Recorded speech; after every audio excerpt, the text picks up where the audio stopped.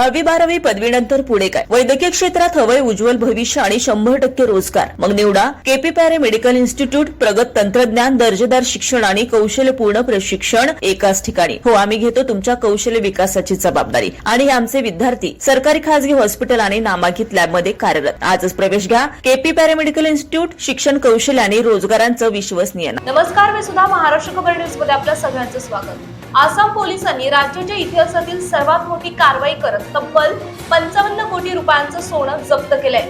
आणि धक्कादायक बाब म्हणजे या संपूर्ण आंतरराष्ट्रीय तस्करीच्या मागे महाराष्ट्रातील सांगलीचा एक तरुण असल्याचं समोर आलं. गुवाहाटीमधील खारघुली परिसरात पोलिसांनी धडक कारवाई केली. गेल्या काही दिवसांपासून गुवाहाटी पोलीस एका संशयित व्यक्तीवर पाळत ठेवून होते. माहितीची पूर्ण खातरजमा झाल्यानंतर विशेष पथकाने सापळा रचला आणि छापा टाकला. या छाप्यात पोलिसांनी 32 वर्षीय अक्षय बनसोडे या तरुणाला रंगेहात पकडलं. तो मूळचा महाराष्ट्रातील सांगली जिल्ह्याचा रहिवासी आहे. जेव्हा पोलिसांनी त्याची आणि त्याच्याकडच्या 2 बॅग्सची झाडाझडती घेतली तेव्हा पोलिसांचेही डोळे पांढरे झाले.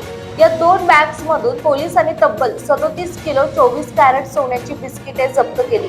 बाजारभावानुसार या सोन्याची किंमत तब्बल 55 कोटी रुपयांपेक्षा जास्त आहे.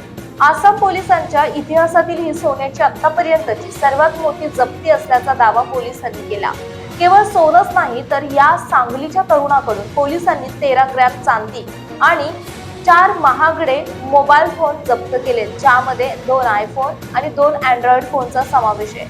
आता सर्वात मोठा प्रश्न हा आहे की सांगलीचा हा तरुण आसाममध्ये काय करत होता. पोलिसांच्या प्राथमिक तपासात समोर आलंय की अक्षय बनसोडे गेल्या 2 महिन्यांपासून गुवाहाटीमध्ये राहत होता. धक्कादायक बाब म्हणजे यापूर्वी त्याने तब्बल 20 किलो सोन्याची तस्करी केल्याचा संशय पोलिसांना आहे. या तस्करीचे धागेदोरे म्यानमार आणि आंतरराष्ट्रीय सोन्याच्या तस्करांशी जोडलेले आहेत का?